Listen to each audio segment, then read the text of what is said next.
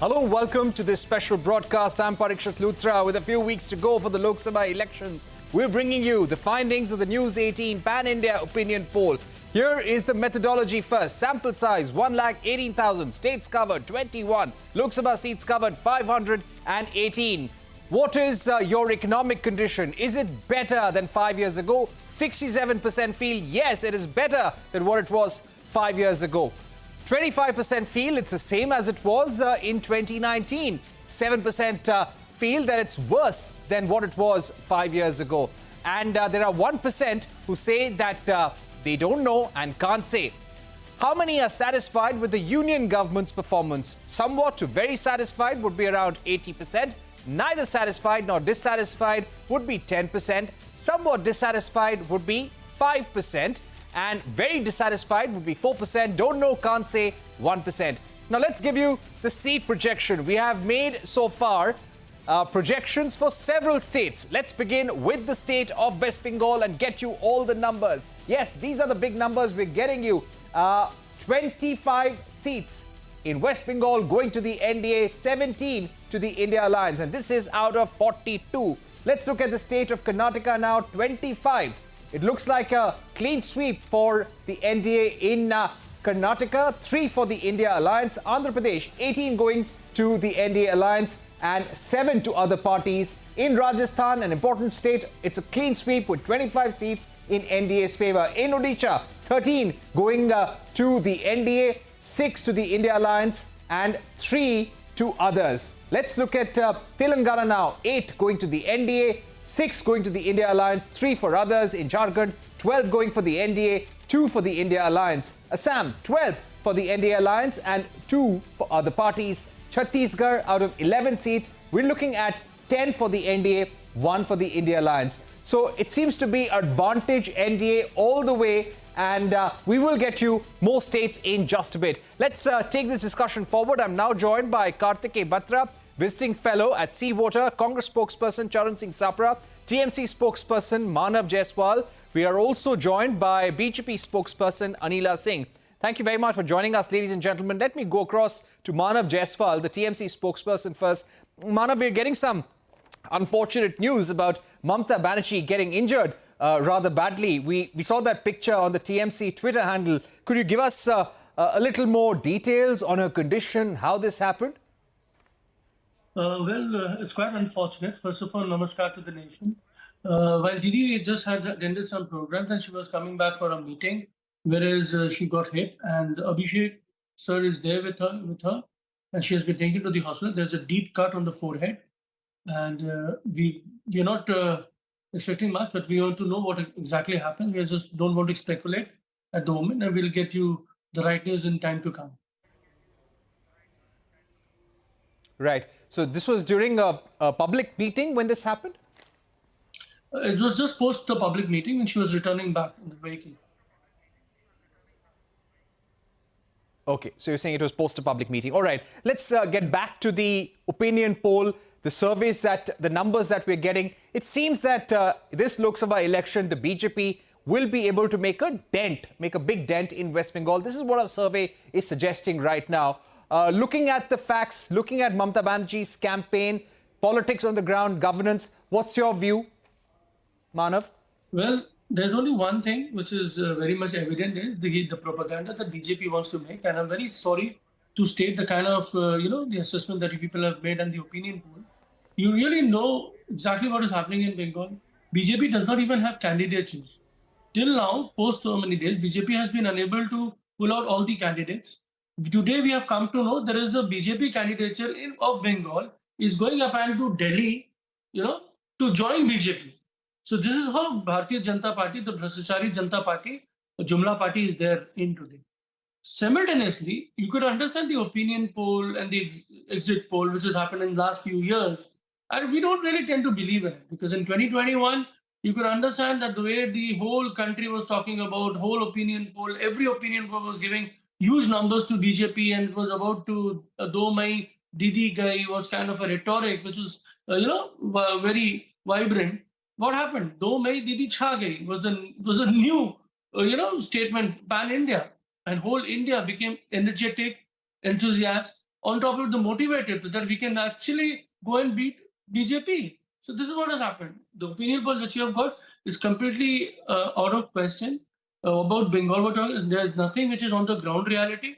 This opinion poll is far, far in the sky, just like a balloon. It's going to fizz out within no time. It's going to be busted within no time. There's another couple of months, you could see the numbers are much, much, much. BJP, all right, even if they reach 5 seats, I'm going to talk about the satisfaction numbers. I'll come back. Let's get out the satisfaction numbers for the West Bengal government's performance.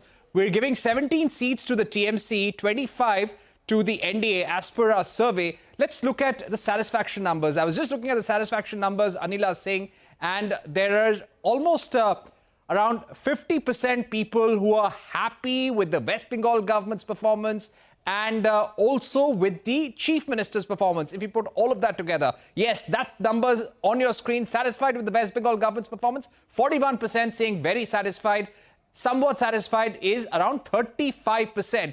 So we're looking at almost 65 to 70% who are saying that they are satisfied with the West Bengal government's performance. Now, in such a scenario, Anila Singh, how do you expect the BJP to make a major dent in West Bengal, increase its tally over 2019? My Ram Ram to all, and first of all, I pray to God for hasty recovery of Ms. Banerjee, because I very well remember in last elections also she met with an accident and she had fractured leg and she had to campaign on wheelchair. All the elections she had to do the campaigning that way. So I really pray to God that she recovers fast so that she can work hard for the elections. And when we talk about national elections, then definitely they are different from the sentiments of state election. And whatever is happening in West Bengal, where women are not safe, how the girls are being promoted and protected by the Chief Minister, who is a woman herself.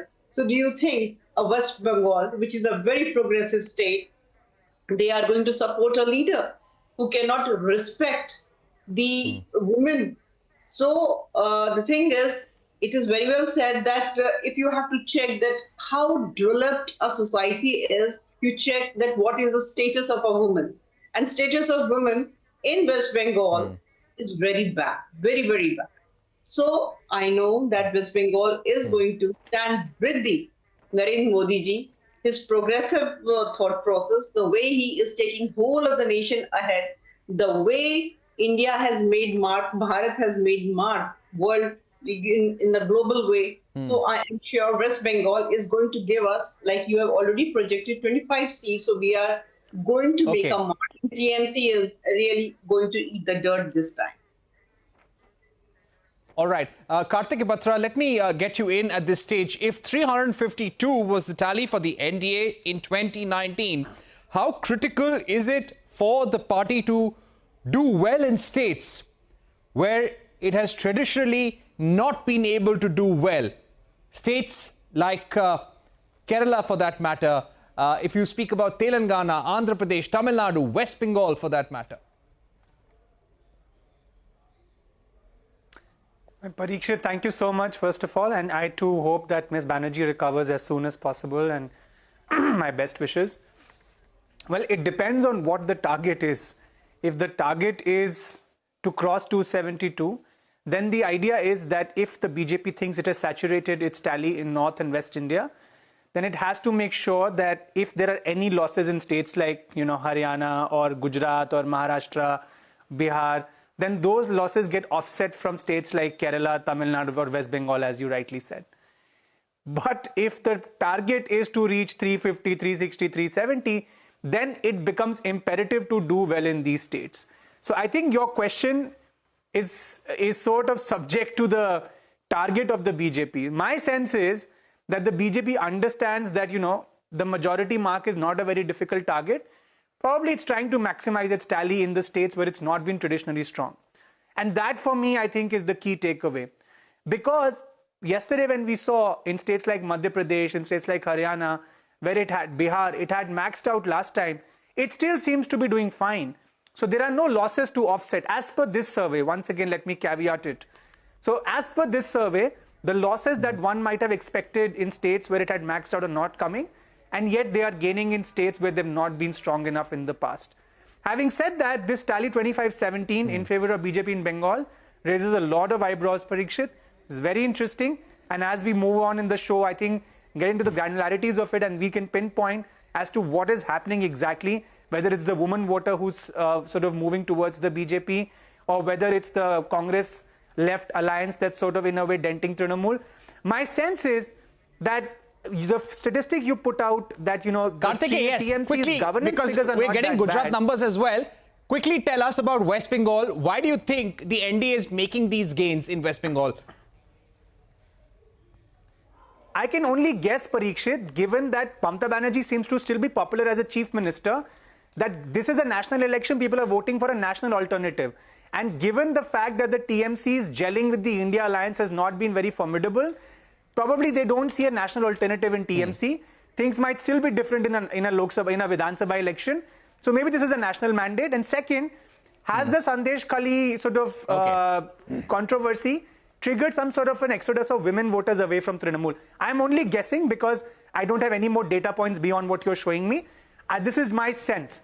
And probably the TMC and Congress are doing worse than before. Let's which is break also Gujarat. benefiting in some ways the BJP. All right, let's break Gujarat numbers now. We're getting numbers for Gujarat now. The vote share projections on your screen, ladies and gentlemen. In this Lok Sabha election across 26 seats in the state of Gujarat, 56% of the vote share will be with the NDA and 36% vote share with the India Alliance and 8 for other parties. Let's look at seat projections now. It is a clean sweep for the BJP in Gujarat with 26 seats all together.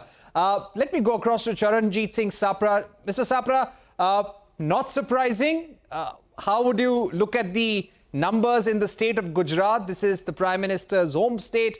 Always a prestige battle for the BJP. What's going to be the Congress's strategy here? See, the Congress party in Gujarat, our grassroots workers, they are working quite well. Rahul Gandhiji's Bharat Jodo Yatra has just passed on from Gujarat and they have entered Maharashtra 2 days ago. I feel there will be a substantial change in what you are showing now.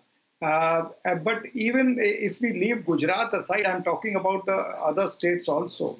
Bharatiya Janata Party, when they are saying that they will go beyond 370 or 400 paar, I really fail to understand how that is going to happen. Even if you see the figures of 2019, and 2019, there are probably 7 states and 2 union territories where Bharatiya Janata Party had won all the seats, 100% result they had given. And there are some 5 states where they had won 90 to 95% seats, like Madhya Pradesh, where Congress got only 1 seat. Now, where are they going to increase the seats? That is the big question. When they are saying 370, they need to add 67 seats. When they are saying 400, they need to add on 97 seats. How are they going to add? There are 114 seats in South India where they have no presence. And for the India Gathbandhan, that is going to increase in Punjab. We are going to increase in Maharashtra. Right. We'll do well in Bihar. We'll do well in Delhi. We'll do well in Kerala. We'll do well in Goa, Telangana. So these are the states where India Gathbandhan will get more number of seats. So how is BJP going to get 370 seats? This is just rhetoric. And another rhetoric I would like to clear. All right, Mr. Sapra, let me get in Manav. Okay, I'm going to come back to you, sir. Manav, if I can come back to you, I'm also telling our colleagues to pull up numbers for the most trustworthy leaders. We had shown numbers of the most trustworthy leaders. This is interesting. 59% of the people said it is Narendra Modi who's the most trustworthy leader. 21% say it's Rahul Gandhi who's the most trusted. Arvind Kejriwal, 9% for Mamata Banerjee. Now that the India Alliance is fighting this election together, Manav, do you agree with these popularity numbers? And who do you think within the India Alliance is really going to pull the weight for the alliance together? Will it be Rahul Gandhi? Will it be Arvind Kejriwal? Will it be Mamata Banerjee? First of all, I need to, bring a couple of numbers to you. There has been a time like when Mr. Modi, when he came to Bengal, he said we'll be winning 42 seats. Then Amit Shah ji came up, no, we'll be winning 35 seats. And a couple of days back, then another Amit Shah ji came up with another number, it's a figure, it's like 25.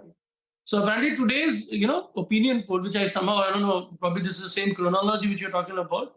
Today we are talking about 25 for BJP. I and every person in Bengal, as well as India, is failing to understand how you people are coming with these numbers.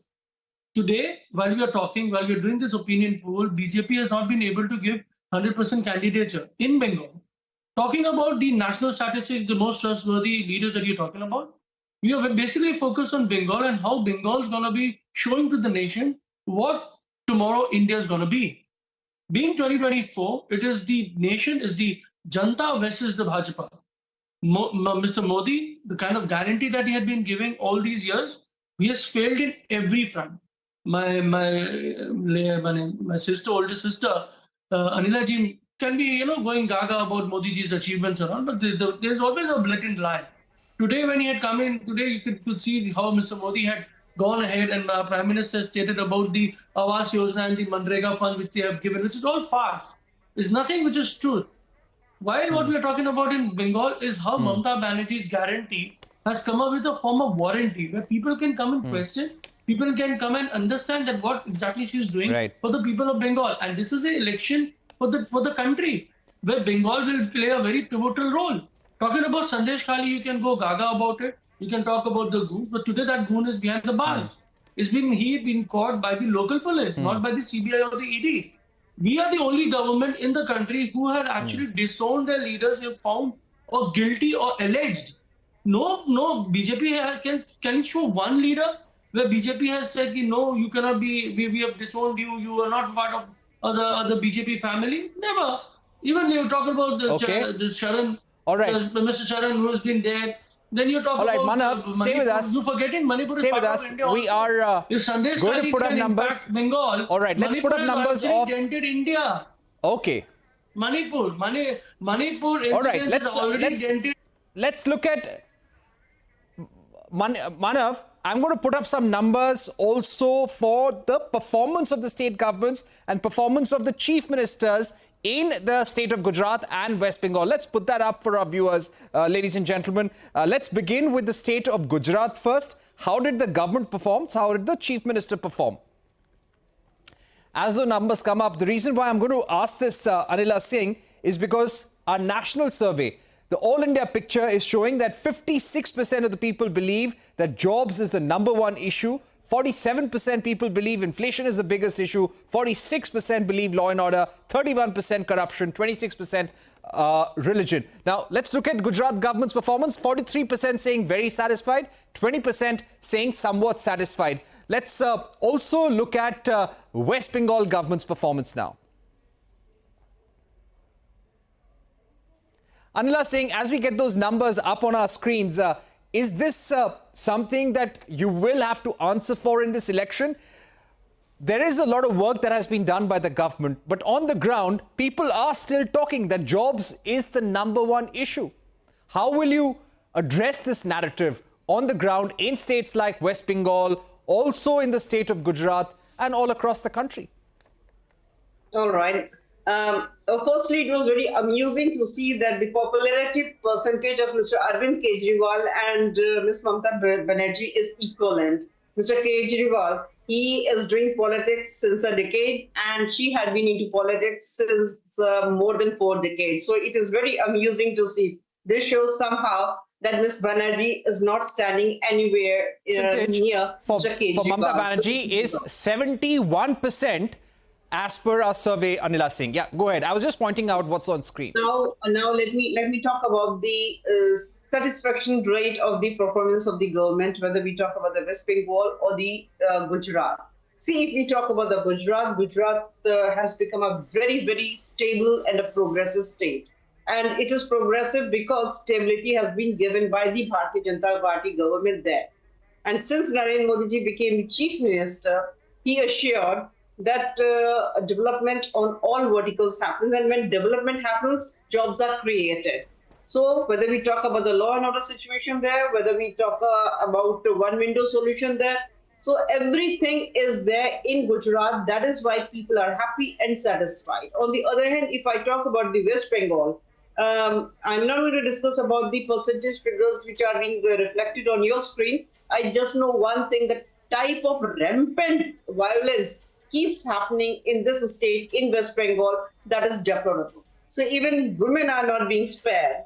So, and especially if I talk about the BJP workers or the RSS workers, they are being targeted. Their heads are being hunted. So that type of atmosphere, the people are being settled there, and whether they, and we know it from where they come, and they are being settled there, and they are given the voter ID cards and the ration cards so they can turn to be the voters. So such a situation is there in West Bengal. So I'm pretty confident that in upcoming elections, people of West Bengal, they are going to stand with BJP there. All right, we are going to take a short break here. We request all our panelists, Manav, Kartike, Mr. Sapra and Anila Singh to stay with us. We're also getting news that the President has confirmed names of the 2 new election commissioners. There is a lot to discuss in the form of the CEA and also certain tensions, communal tensions that we've seen in some parts of the country, protests that we've seen in different parts of the country. I'm going to take a break, but when we return, we'll get you numbers for the state of Maharashtra. They'll be very interesting. Don't go anywhere. We'll be right back.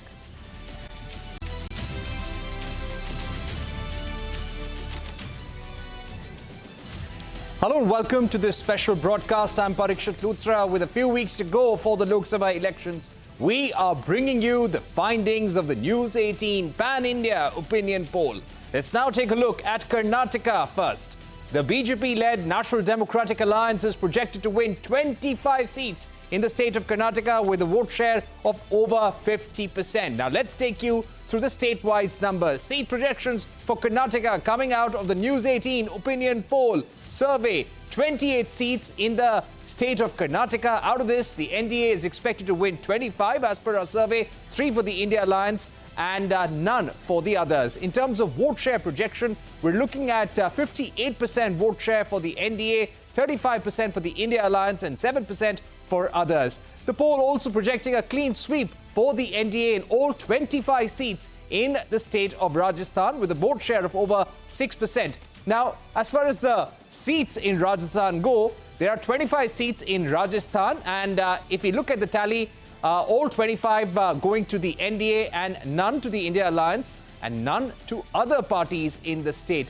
So the seat share, the vote share projection going in terms of Rajasthan, 61% NDA, 33% India Alliance, 6% for others. Now, as per the survey, the NDA could also witness a big win in Andhra Pradesh with the alliance of BJP, Telugu Desam Party and others. As far as the seat projection Andhra goes, for the 25 seats, 18 could go to the NDA, almost 6 to the India Alliance and 44 to the YSR Congress. Now, that's the vote share that we are looking at. Let's look at more numbers coming in. This is from Odisha. The NDA is projected to secure 18 seats. The NDA is projected to secure at least 13 seats in Andhra Pradesh, while Chief Minister Naveen Patnaik is expected to secure 8. That's reverse of what happened during the general elections in 2019. Now, the Odisha seat projection in Lok Sabha, 21 seats are there in the state of Odisha. The NDA is winning around 13. India Alliance winning none and 8 going to the BJD. Let's look at the Odisha vote share projection now across 21 seats. NDA getting 43%, 15% for the India Alliance and 40% for the BJD. The poll also projecting a tough fight between the NDA and the India Alliance. The seat projection in Telangana, 17 seats in the Lok Sabha in Telangana, 8 going to the NDA Alliance, 6 going to the India Alliance and 2 for BRS and 1 for AIMIM. Now, Telangana vote share projection, 17 seats in Telangana, 28% going to the NDA, 34% to the India Alliance, 27% to others, and this includes 3% for AIMIM and 8% for the BRS. Let's now go across to our guest right now.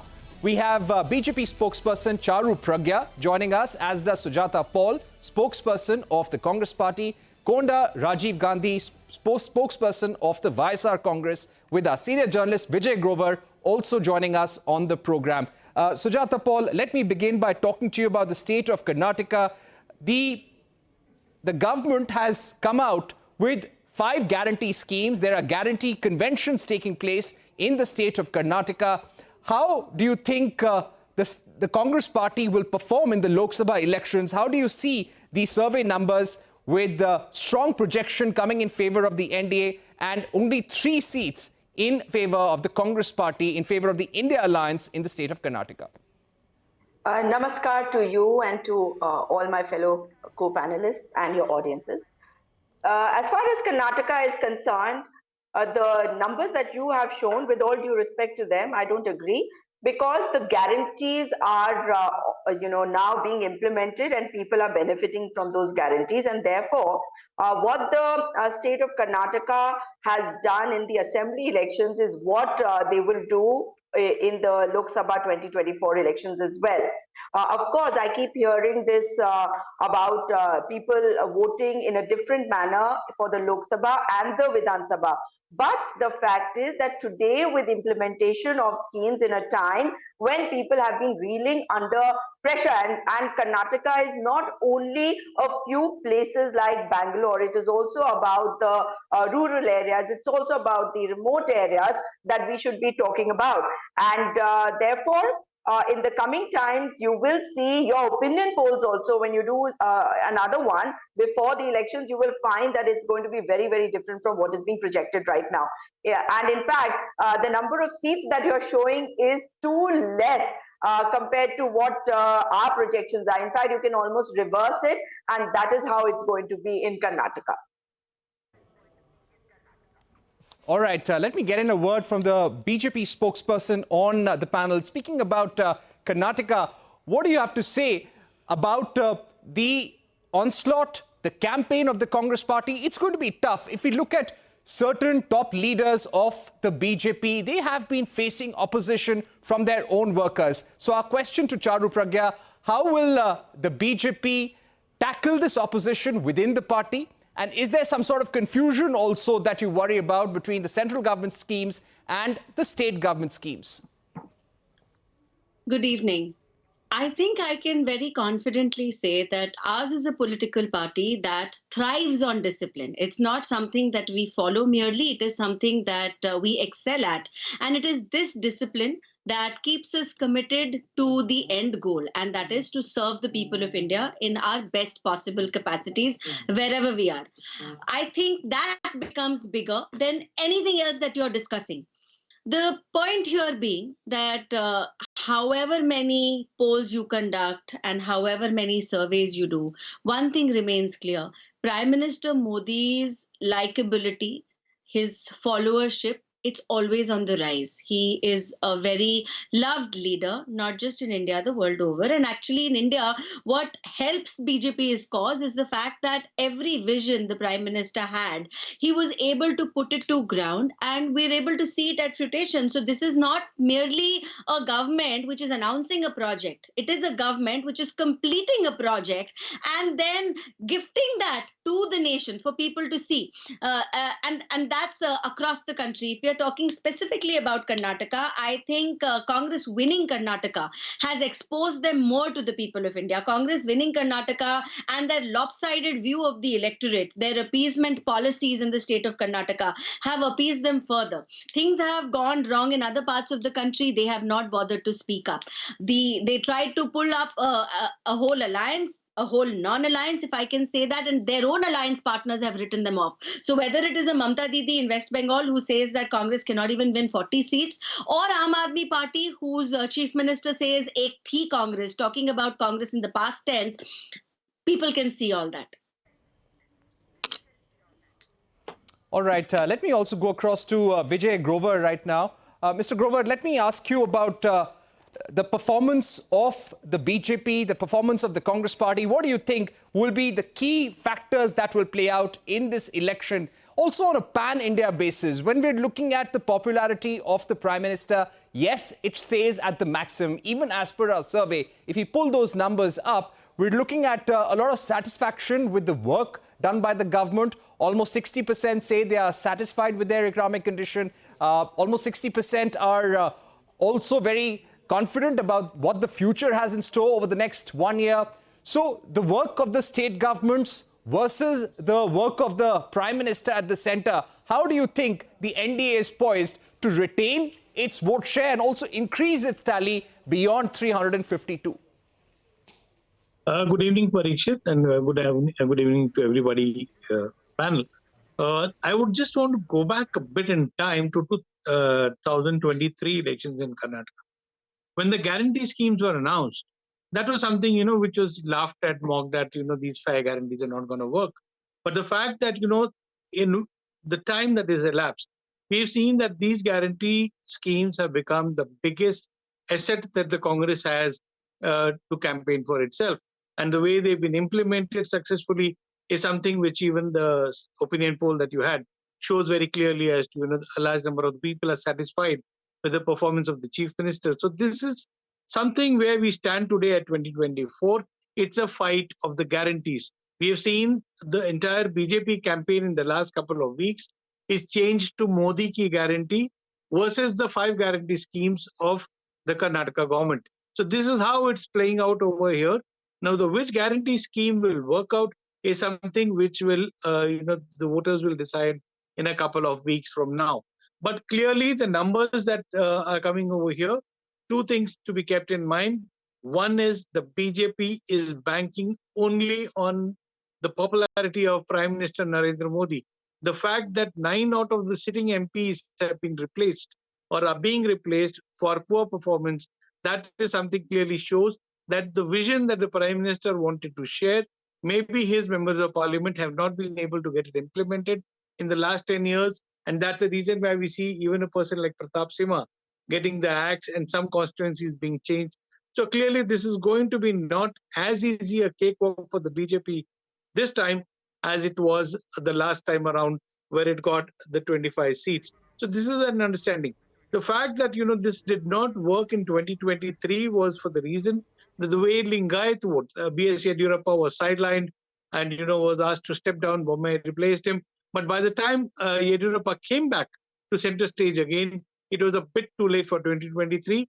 But this time around, I would credit the fact that, the way Yediyurappa and his son are going around campaigning, that could be something which could give the NDA the advantage. But numbers, I would still feel that it's not going to be such a huge difference of 25 and 3. It could be still closer between the two with certain edge to NDA. All right. Let me also get in Konda Rajiv Gandhi of the YSR Congress. How do you see the party performing and how do you see the Lok Sabha battle in the states of Telangana and Andhra Pradesh? Yeah, a very warm good evening to the honorable speakers who are in today's debate and also to the viewers of CNBC TV 18. Well, coming to the figures, what are shown on the screen, really somewhat shocking to me. Why? Because till now there are many predictions and many pre-poll surveys in which major of the pre-poll surveys are showing in favor of YSR Congress Party. Moreover, the leader of the state, the Honorable Chief Minister, is the man who made Andhra Pradesh as a destination for the welfare and development. And he also the man who fought the pandemic in a ferocious manner. And we are meant for our welfare schemes. We are meant for our health, education, employment, and women empowerment and whatnot. Because as a YSR Congress Party is so much strong, even from the inception of the party, we are always beyond the predictions. Y.S. Jagan Mohan Reddy, the name itself, the name is not mentioned, may not be mentioned in the history, but the name itself is a history. Because no prediction has done that YSR Congress Party is going to win 151 seats in 2019 election. But we have done that. And out of 25 MP seats, we won major of the share in 2019 Lok Sabha elections also. So coming to this election, today Y.S. Jagan Mohan Reddy is a man, a one-man army, a single. All right, we seem to be losing that link with Konda Rajiv Gandhi, but let's pull up. Okay, I'm going to come back to you. Let's pull up the Telangana numbers once again. We're expecting the NDA to win about 8 seats here, India Alliance 6 and others 3, and this will include 2 of the BRS and 1 of the AIMIM. let me go across to Sujata Paul. Sujata, as we're seeing these numbers coming in from Telangana, can the INC better its performance this time around? Certainly, and I've been stationed in Telangana since January, and therefore I can tell you for sure that as I travel through Telangana, I find that the polarizing politics of the BJP is not working over there. The BRS has been relegated, and the people from the BRS are running helter-skelter, leaving the party. So in Telangana, out of the 17 seats, of course, I would say that we are looking at every single seat in Telangana, and we should get much more than what you are showing. I would say 17 because that's what I would say. Looking at the way people want to vote for the Congress party. Like in the old city of Hyderabad, there has been one problem which has been rectified to a certain extent by the Election Commission, and I hope this has been rectified completely of bogus voters.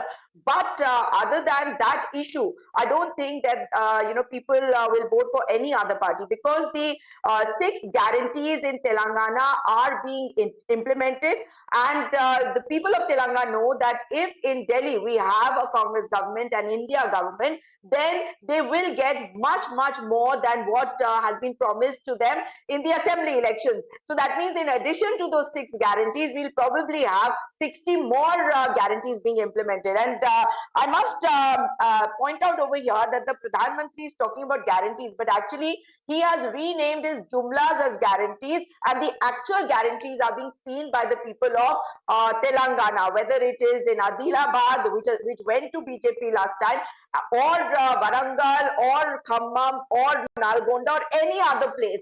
People want the Congress party and the India Alliance to win big, and they will contribute in a large way to the India Alliance in Lok Sabha 2024. Okay, Charu Pragya.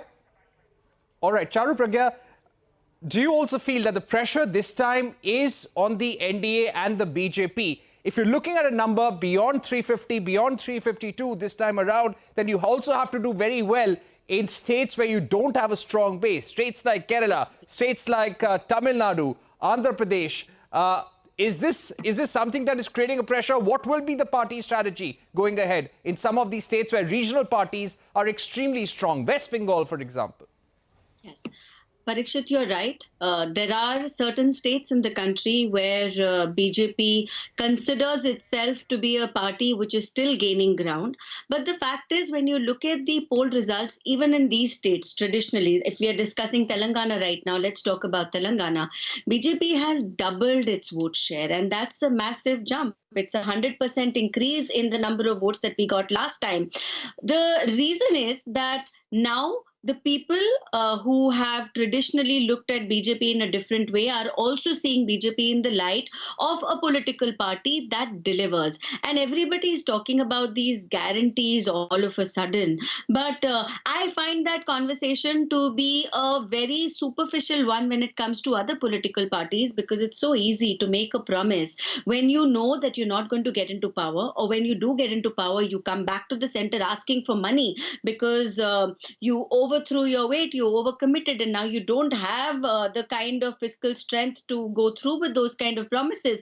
And Karnataka is reeling under that. People are seeing that Karnataka is suffering currently. So I believe that if my political party can literally double its vote share in a state election, it is going to do far, far better than all expectations when it is a national election. Because when it comes to national issues, it's been proved for the last 10 years that BJP is delivering. BJP is choosing a leader, and the NDA is ensuring that every single section of society looked at. Let me get in a quick word. Integrity, those things are of importance when voting in the national election. All right, let me get in a quick word from Konda Rajiv Gandhi of the Vaisar Congress.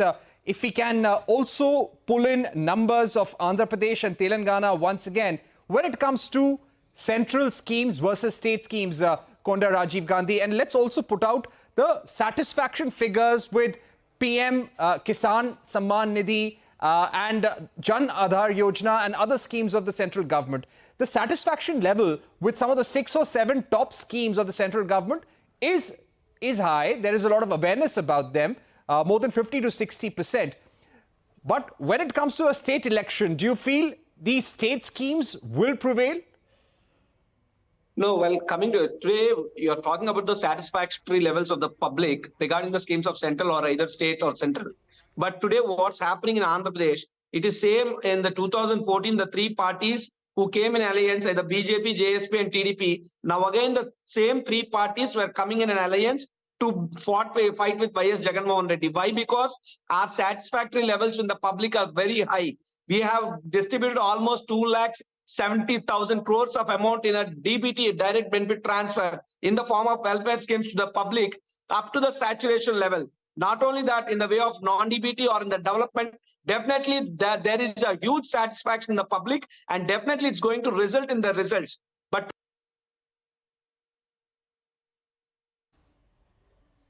what were being shown on the screen. Let me go across to...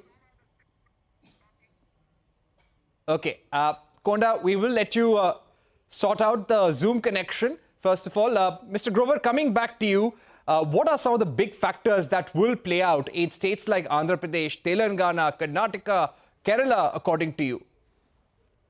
Well, see, as far as the southern states are concerned, the biggest question now is this is the election before we have the delimitation exercise which takes place. Now, clearly, every state and the people of the southern states do understand that if the delimitation takes place in accordance with what it is proposed, the South Indian states are going to be the biggest losers in the delimitation. And the political clout that, the southern states collectively have, that certainly will come down. And that is something which is a big worry. Now, how the voters of these southern states respond to it, that is something which this election will tell us. But clearly the fact that, the BJP spokesperson Pragya referred to the mess that is there in Karnataka as far as financial thing is concerned, that is one big question which is going to go against the BJP, for the fact that the devolution of taxes is something about which the southern states have been raising voice, and that will again become a big key election issue where the southern states are going to definitely raise this point that, the center has done injustice to the southern states. Be it Kerala, we saw the protests, we saw Tamil Nadu government protesting, we've seen the Karnataka government protesting. So clearly these are issues which the people on the street will certainly say that, if I contribute 1 rupee to taxes, I'm not getting the share back, which should have come for infrastructure development in South India. Instead, it goes to the North Indian state. So clearly these are ground issues. Certainly the communal issues are not Grover, as serious. Yeah. I'm going to come back. Let's pull out numbers. We haven't discussed Odisha and states like Uttarakhand. Let's pull up numbers for Odisha. As far as the seat share goes, out of 21 seats in Odisha, 13 are going to the NDA as per our survey, none to the India Alliance, and BJD getting 8. So this is a better performance than 2019 when the NDA had won 8. The Biju Janata Dal had won 12. Let's also look at the state of Uttarakhand for that matter. Uttarakhand has 5 seats and NDA, according to our survey, is winning all. And that was also the performance in 2019. Sujata Paul, to get you in very quickly, what about states like Uttarakhand and Odisha? How are you going to capture the imagination of the voter in these states? Mr. Luthra, why I am saying is that things are going to change is because of what has happened in Uttarakhand. But before that, let me also remind you that in Telangana, the BJP has fielded a lady by the name of Madhabi Lata, and their sitting MP, Raja Singh, has attacked her, saying that she has no presence anywhere and why has she got the ticket. So you can understand what is happening within the BJP. But if I come to Odisha first, there people are pretty upset about the entry of VK Pandyan, and BJD is obviously working as the B team of the BJP, and people are fed up of Mr. Naveen Patnaik and his subordination to the BJP and by the BJP. So people are going to vote in Congress party, and this is being seen in the manner in which people are coming out. So with all due respect to your numbers, this is not these are not the numbers that you will see in the final tally. Coming back to Uttarakhand. I come from Uttarakhand, and let me tell you, in the 5 seats, of course, it seemed initially, even to me, that it would be a tough fight. But now, let me come to Haridwar seat and Pauri seat. At the in Haridwar seat, you have Mr. Trivendra Singh Rawat, who was removed as the chief minister because obviously he was not delivering, and our candidate has not been announced, and it's going to be a bipolar election in Uttarakhand on all the 5 seats, even though the BJP is going to try and get some vote cutters like it does everywhere. However, if I talk about the Pauri seat, where Ankita Bhandari matter is really huge, where the BJP leaders are accused in a murder, what has happened is that Manish Khanduri, who was being projected as one of our contenders over there, he has joined the BJP, but he is not the candidate. And the candidate over there is, is a new person. Now this person is Anil Baluni, who sits in Delhi and does all his politics from there. So hang on, last point. And Mr. Ganesh Godial, who was the Congress Party chief also at one point of time, he is very popular, and things are going to be. Sujata Paul, I've completely run out of time. I'll have to wrap it here. Thank you very much to Konda, Rajiv Gandhi, Vijay Grover, Sujata Paul, and Charu Pragya for joining us. It's been a heated discussion, quite interesting to get a national picture ahead of the Lok Sabha elections. We leave it there for the moment, but don't go anywhere. We will be back in just about 30 minutes with more states, more analysis, and more guests. Don't go anywhere. Stay with CNBC TV 18 for more.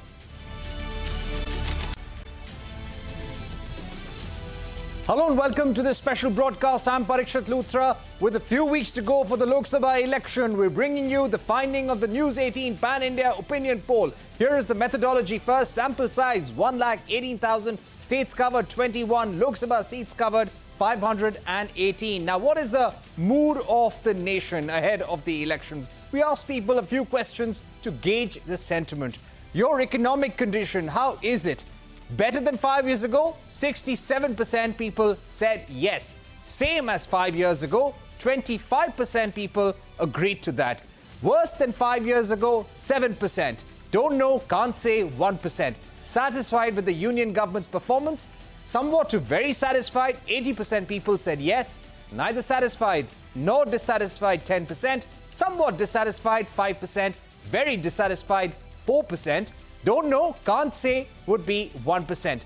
Now let's give you the All India seat projection and reveal the numbers for Maharashtra as well. Yes, we are now projecting numbers for all 543 seats. This is the complete result of our survey, and we're getting you key battlegrounds right now. Maharashtra, 41 seats going to the NDA, 7 to the India Alliance. Let's look at Uttar Pradesh now. The big prize of Uttar Pradesh, 77 going to the NDA, 2 to the India Alliance. West Bengal, major fight between the NDA and the TMC there. 25 for the NDA, 17 for the India Alliance. Tamil Nadu, 5 for the NDA, 30 for the India Alliance. Let's see if the BJP can make a big dent in states like Tamil Nadu and Kerala this time around. Madhya Pradesh, 28 for the NDA, 1 for the India Alliance, 25 for the NDA in Karnataka, 3 for the India Alliance, 26 in Gujarat. A clean sweep for the BJP in the state of Gujarat. And Maharashtra, of course, a big chunk of seats going in favor of the NDA. So that is 411 seats going to the NDA. And if you look at all other states and UTs, it would be 184 states in favor of the NDA, 45 in favor of the India Alliance, 22 for other parties. So that's a total of 411 seats, a clear majority for the NDA, and it's also crossing its tally of 2019, that was 352. Let's now go across to our guests. I'm now joined by Kartike Batra, visiting fellow at Sea Voter, Congress spokesperson Charan Singh Sapra. Also joining us are Mahesh Jaavan of the NCP, Sharad Pawar, and Sudhir Suryavanshi, senior journalist and author. Welcome to the show, gentlemen. Sudhir Suryavanshi, if I can begin with you, how do you see the numbers in Maharashtra? Now, Maharashtra has seen a lot of volatility in state politics over the last 5 years.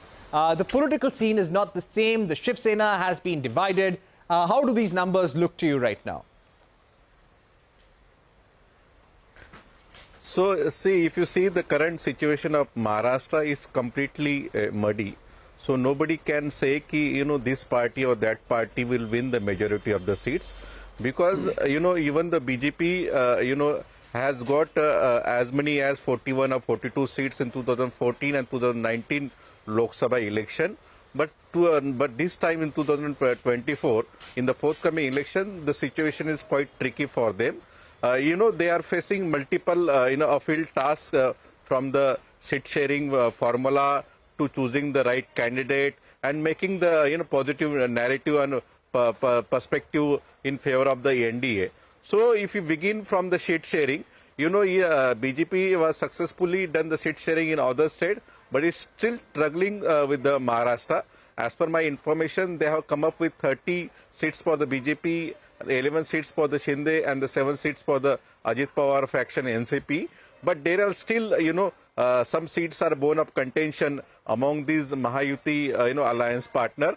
They are fighting, for each seats in Maharashtra. And basically thing is that they are also trying to have the Raj Thackeray as an alliance partner. BJP doesn't want to lose a single seats, so they are trying each and every seats, trying to put a right candidate, right face, and therefore they are taking a lot of time in the seat sharing. That is the first and most important thing. Second thing, if you see in Maharashtra, like in cow belt and the southern region, Maharashtra is like a buffer state between the two, zones from the cow belt and the southern zone. So here the different kind of politics has been played in Maharashtra. Regionalism is one of the factor that is going to be played, apart from the national issues in Maharashtra. Because the thing is that the day Uddhav Thackeray government was toppled and the Sharad Pawar party was broken, the sentiments and the sympathy is with the Uddhav Thackeray and the Sharad Pawar. But still BJP has a bigger, larger Sudhir Suryavanshi, so they can counter. We're getting some interesting numbers right now.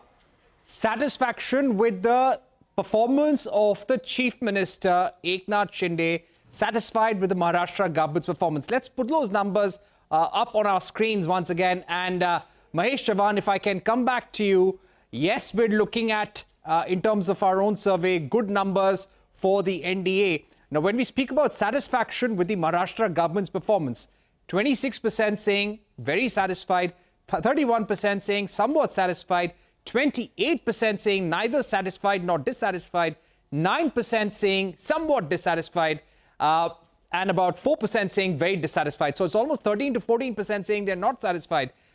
Only 13% of the people saying they are very satisfied with the Maharashtra Chief Minister's performance, 30% somewhat satisfied, 37% neither satisfied or dissatisfied, 14% somewhat dissatisfied, 5% very dissatisfied. To 20% people saying they're dissatisfied with the Chief Minister's performance, only 13% saying they are very satisfied. Mahesh Jaavan, how do you see these numbers? There is a lot of tension, a lot of acrimony in Maharashtra politics right now. NCP has also seen its divisions and a lot of internal family tensions as well.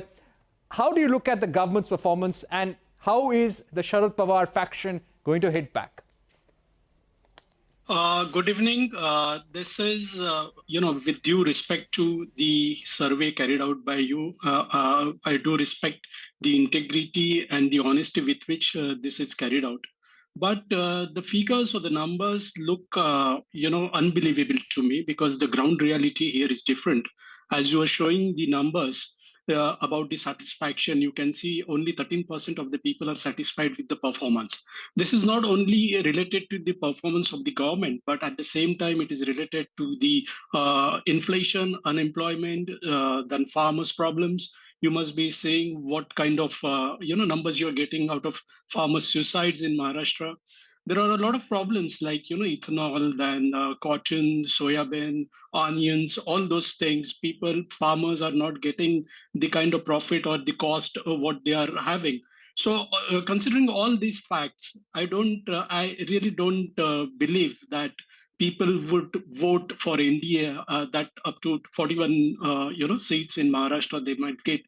I don't believe this, to be honest. All right, Kartikeya, do you feel that it will be advantage NDA in this muddy waters of Maharashtra politics? Parikshit, there's one state today which nobody can predict with confidence, it's Maharashtra. Your survey is giving 41-7, which is kind of a sweep to the NDA.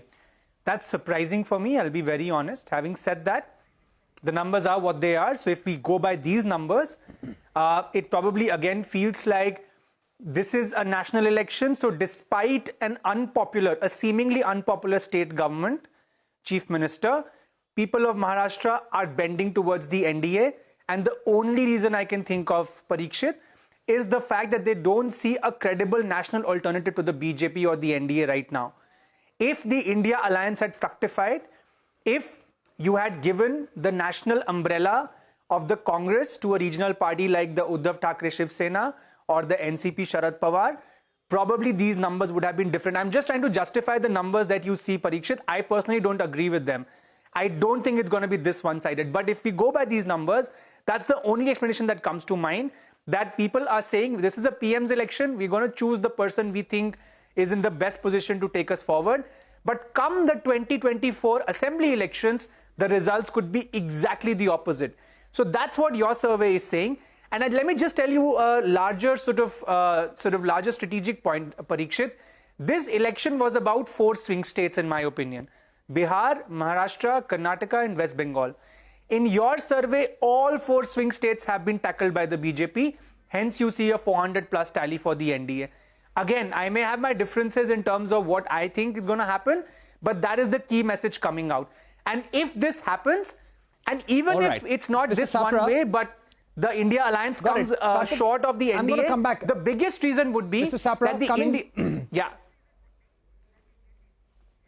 Yeah, Mr. Sapra, if I can get you in right now, let's look at the numbers in Maharashtra.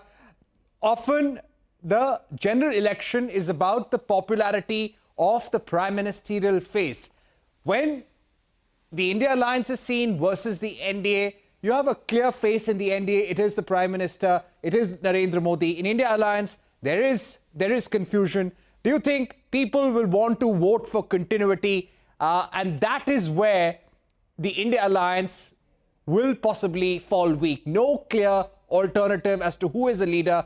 And people in Maharashtra would want stability as well.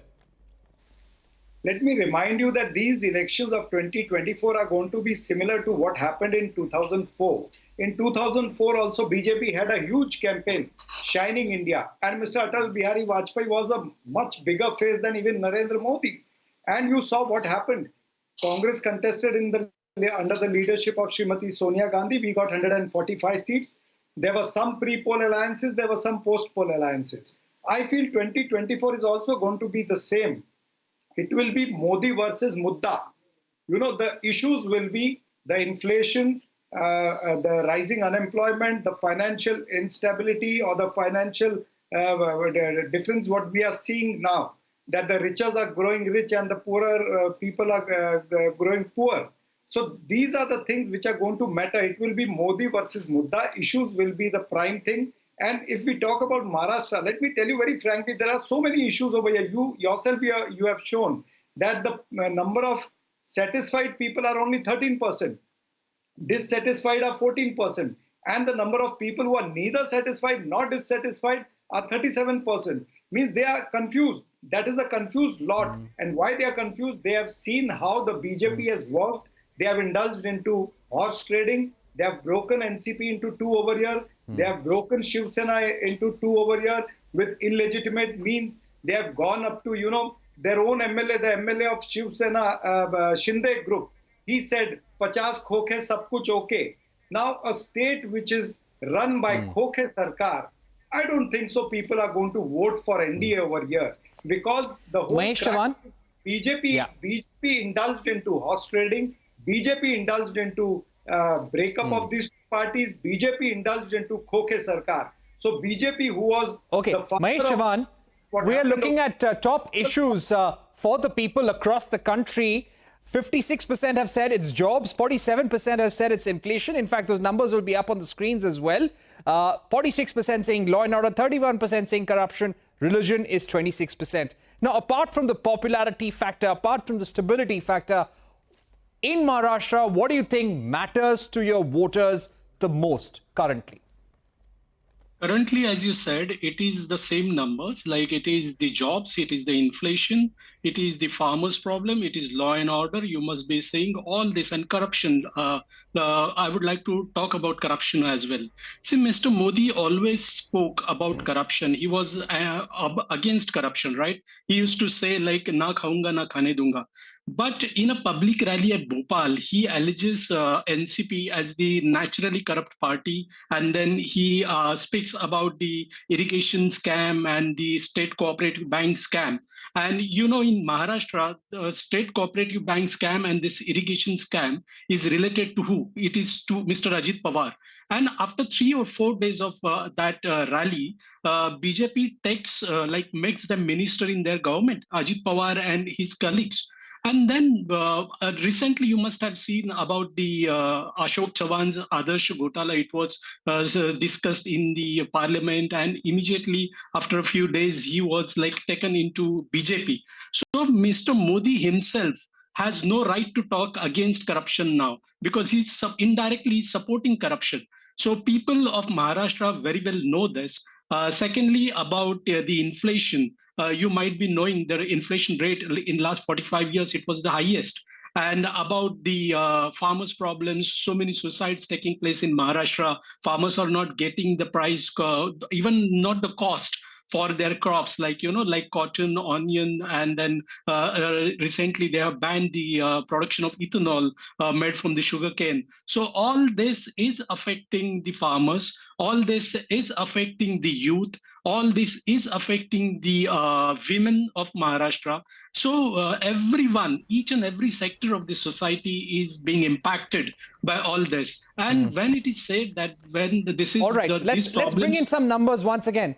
Mahesh, I'm going to come back to you. We're looking at the overall projections of 543 seats. We're giving all the projections once again. 411 seats going in NDA's favor, 105 for the India Alliance, 27 going to other parties. Let me come to you, Kartike Batra. And now I'd like to ask you about a development that has happened just 2 days ago. The government formally notifying the CAA. The opposition is saying this could polarize the country. West Bengal, also Tamil Nadu, also Kerala, they've said that they will not implement the CAA. We have seen protests in some parts of the country, but the government is going ahead and saying that we want to give a respectable life to refugees and the Muslims. Even though the opposition is saying a lot about Muslims being sidelined, the fact is nobody is asking Muslim refugees to leave. Whenever conditions in their countries become better, they can go back. No one is being deported. So the government is allaying those concerns. But how do you think the CAA will impact this mega election? Those big numbers on your screens: NDA 411, India Alliance 105, 27 for other parties. Kartike. So I think, Parikshit, the CAA for the BJP is a sign of brand continuity. They are consistent with what they have been saying and they are doing it. For them, it's one of the items on their agenda, their socio-cultural political agenda, and they are doing it. So for them, it's very clear. I think additionally, personally, for the Home Minister, it's a leg up because sort of, you know, it's kind of his project and, you know, he's pretty visible with the CAA. So that's on the government side. And of course, it helps them in states like Assam and West Bengal with the border states, where you've had influx of, you know, certain migrants from different religious communities who will benefit from this particular provision. The opposition, on the other hand, a lot remains to be seen what they make of it. I at least have not seen an ideological stand very clearly, or maybe I'm missing something, but I haven't seen a clear articulation of the response to the CAA so far from the India bloc as a group. There may have been comments here and there, but I think in general the CAA is just, for me, a sign of brand continuity for the BJP. All right. And let's also look at the big development that we saw in terms of one nation, one election. The Ramnath Kovind-led panel, Mr. Sapra, has recommended that immediately after the general election, during the first sitting, the one nation, one election law should be notified. And in 2019, we should see simultaneous elections. The Congress party, as we saw in the report, was against one nation, one election. How do you think could this impact the voter considering the high-powered panel, which also had the Home Minister, the Law Minister, has recommended simultaneous elections? See, I feel this CAA and one nation, one election, or maybe, the polarization thing, BJP wants to divert the mind. They believe in diversion. They believe in polarization, divisive politics, and diversion. When they want to divert the narrative from inflation, jobs, you only now showed that job is a major issue. It is 56%, inflation 47%, law and order is 46%, corruption is 31%. Now BJP knows that they have no answers on electoral bonds. There was a large-scale corruption in this process of electoral bonds. There was a large-scale corruption commission query during the Notebandi, the demonetization. Now, to hide all their, negativities, they are trying to divert the mind of the people. They are trying to change the narrative in the nation by bringing in one nation, one election, by bringing in CAA. They are trying all sort of things. But let me tell you very clearly, by bringing CAA or by bringing one nation, one election, the petrol prices are not going to reduce. They are not going to come down from rupees 100 to 35 rupees. The price of diesel is not going to reduce. The GST on milk, on wheat and rice, and all the essential commodities, the GST is not going to reduce. So people are basically thinking that their pockets are being emptied by this government. So people will, vote on those issues, inflation, jobs. And let me remind you, okay, let me give the final word to Mahesh Jaavan, and let's put up the economic satisfaction numbers. Economic satisfaction numbers right now on our screens, and satisfaction with the Prime Minister. Mahesh Jaavan, very quickly, if we look at the interim budget, now there was a lot of discussion that it will be a populist budget ahead of elections, but it was a prudent one, according to most analysts. The government also, in the recent Council of Ministers meeting, said that they are going to be working on a 100 days agenda. All secretaries have been asked to prepare for the Viksit Bharat agenda, which will be put forth in the full budget in July. Here, the government is expressing confidence. They're trying to tell the people, we are extremely confident. We don't have to go for populist measures in the union budget. Now, can the opposition show that same degree of confidence? Is there something that we are missing on the ground? Exactly. We are missing a lot of things on ground. When we talk about the budget, what are you going to show the people before, just right in front of the elections? Is that freebies? This is what I believe in. They are providing free food grain to 80 crore people. It's a good thing. Poor must be helped, no doubt about it. But in other words, it means that there are 80 crore people in India who are not able to purchase the food grains, monthly food grains, which is required to feed their family. So this is how this situation of India is. And they are talking about lifting 25 crore people out of the poverty line, above the poverty line. So these things are not going to help. And lastly, what I would like to mention here is I don't believe in GDP. What I believe in is GDP per capita. Look at the disparity what we are having. 20 to 25 people are having net worth or worth rupees 70%. I mean, so this is not correct. Here we have to come up with some good measures, and just populist budget is not the thing which you should come up with. You should really try to satisfy the people, satisfy their needs. You should really be able to provide the jobs. You should lower the prices. You should try to work on the inflation. You should try to work on the farmers' problems. Why the farmer is still sitting and agitating there at the Delhi border, and the union government is not even ready to look at them. So these problems are the real problems. These issues are the ground issues which should be tackled, and not the CAA. See, how is CAA going to impact? How is CAA going to benefit the people of India? How is it related to the inflation, or how is it related to the price rise, or to the unemployment, or to the law and order situation? We have a lot of things to do, which Mr. Modi should take care of, but he's not doing that. This is what I feel. He is busy with his election campaign. He's the Prime Minister of India. He's giving a lot of time for the campaigning of his own party. Instead, he should look really into the problems, the ground issues, and the reality. This is what I feel. All right. All right, we're getting some news right now. Hardeep Singh Puri has just tweeted that petrol and diesel prices will be reduced by 2 rupees, and he's thanking Narendra Modi, the Prime Minister. I'll just read off the tweet. This is in Hindi. Petrol और diesel के दाम 2 रुपए कम करके देश के यशस्वी प्रधानमंत्री श्री नरेंद्र मोदी जी ने एक बार फिर साबित कर दिया कि करोड़ों भारतीयों के अपने परिवार के हित और सुविधा सदैव उनका लक्ष्य है. So petrol and diesel prices have been reduced by 2 rupees. This is the big news coming in. With that, we come to the end of our program. The big numbers, once again, 543 seats, 411 going to the NDA, 105 to the India Alliance. This is what we're projecting. We leave you with this big national picture. Don't go anywhere. Keep watching CNBC TV 18 for more.